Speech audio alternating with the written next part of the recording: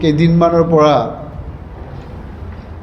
বিভিন্ন এংগেলৰ যিখিনি আমাৰ BPF ৰাজনৈতিক দলৰ বিশেষ নেতাসকলে বিশেষ নেতাকৰ্মীসকলে আমাৰ BTCৰ বৰ্তমান চিফ মাননীয় হাগ্ৰামা মহিলাৰী চাহাবৰ পৰা আৰম্ভ কৰি EM আৰু তেখেতৰ দলৰ বিভিন্ন পৰ্যায়ৰ নেতাকৰ্মীসকলে যোৱা BTC কাউন্সিলত ছেক্ৰেটাৰিয়েটত কিছুমান আমাৰ সংগ্ৰামী ছাত্ৰসকলে গৈ প্ৰতিবাদৰ কৰাৰ কাৰণে আজিৰ দিনত তেওঁলোকে আমাৰ UPPL আৰু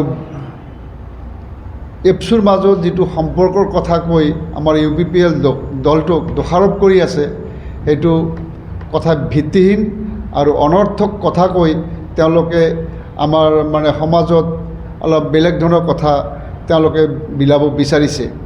মই ক'ব বিচাৰিছোঁ যে UPPL এটা ৰাজনৈতিক দল আৰু এপছু এটা বড়ো জনগোষ্ঠীৰ জাতীয় সংগঠন আৰু বড়ো জনগোষ্ঠীৰ জাতীয় সংগঠন হিচাপে সেই সংগঠনটোৰ অধীনত আমাৰ প্ৰমোদ বড়ো ডাঙৰীয়াও আহে, হাগ্ৰামা মহিলাৰী চাহাবো আহে, কিন্তু আফজাল হক চৰকাৰ নাহে। আফজাল হক চৰকাৰ এপছুৰ নেতৃত্বৰ পৰা জন্ম লোৱা ব্যক্তি নহয়।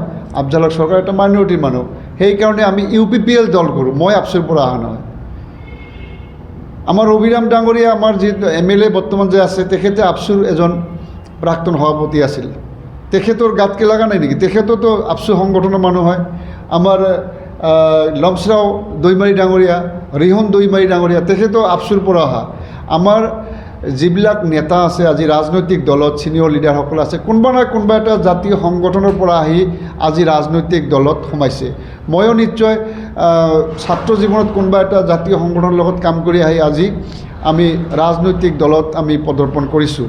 আৰু সেইকাৰণে যেতিয়া কোনোবা এটা সংগ্ৰাম হয়, কোনোবা এটা জাতীয় সংগঠনৰ মজিয়াত এই জাতীয় সংগঠনটোক বদনাম কৰাটো ঠিক নহয়, আৰু তাৰ লগত ৰাজনৈতিক দলক জড়িত কৰাটো যুক্তিসংগত কাম কৰা নাই। আমি এইটো গৰিহণা দিছোঁ। তেখেতে আমাৰ UPPL দলক আফছু এটা জাতীয় সংগঠন, এটা মৰ্যাদাপূৰ্ণ, এটা অসমৰ ভিতৰত থকা এটা শক্তিশালী বড়ো জনগোষ্ঠীৰ এটা জাতীয় সংগঠন, এই সংগঠনটোৰ লগত আমাৰ UPPL দলক জড়িত কৰাটো তেওঁলোকৰ এইটো যুক্তিযুক্ত কাম হোৱা নাই। দ্বিতীয়তে মই ক'ব বিচাৰিছোঁ যে আজি BTCত আকৌ BPF ৰাজনৈতিক দলে চৰকাৰ গঠন কৰিছে। আমি তেখেতক ধন্যবাদ দিছোঁ, আদৰণি জনাইছোঁ, যিহেতু পাব্লিকে তেওঁলোকক আকৌ আনিছে তেওঁলোকৰ গণভোটৰ মাধ্যম দি।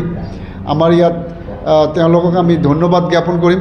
কিন্তু BTCত BPF ৰাজনৈতিক দলৰ চৰকাৰ অহাৰ পৰাই আজিলৈকে মাত্ৰ কেইটামান দিনে হ'ল, ইয়াৰ মাজতে যিটো পৰিৱেশ আমি দেখিবলৈ পাইছোঁ, আৰু বিগত 5 বছৰে আমাৰ প্ৰমোদ বড়ো ডাঙৰীয়াৰ নেতৃত্বত যে 5 বছৰ আমাৰ চৰকাৰটো চলিল, গোটেই BTC অঞ্চলত যিটো সুন্দৰ বাতাবৰণ আছিল, তাৰ বিপৰীত দিশে আমাৰ আজিৰ দিনত BTCৰ বাতাবৰণ আগুৱাই গৈ আছে। তাৰে এটা প্ৰমাণ স্বৰূপ আজি আমাৰ BTC কাউন্সিলৰ পৰা আৰম্ভ কৰি বিভিন্ন অঞ্চলত কিছুমান দুখ লগা কামো হৈ আছে। কোনোবা জেগাত জুৱাৰ খেল চলিছে, বিভিন্ন ধৰণৰ অনৈতিক কামবোৰ ইতিমধ্যে আমাৰ BTC অঞ্চলত ইতিমধ্যে হ'বলৈ ধৰিছে, যিটো আমাৰ UPPL দল তথা প্ৰমোদ বড়ো চাহাবৰ নেতৃত্বত যোৱা 5 বছৰৰ চৰকাৰ থকা সময়ত এইবিলাক কাম হোৱা নাছিল। সেইকাৰণে মই ৰিকুৱেষ্ট কৰিম অনুৰোধ জনাম BTCৰ সকলো সাধাৰণ আমাৰ ৰাইজলৈ, যাতে আগন্তুক দিন যিবোৰ পৰিৱেশ সৃষ্টি হৈ আছে সেই পৰিৱেশৰ পৰা সাৱধান হ'ব লাগিব।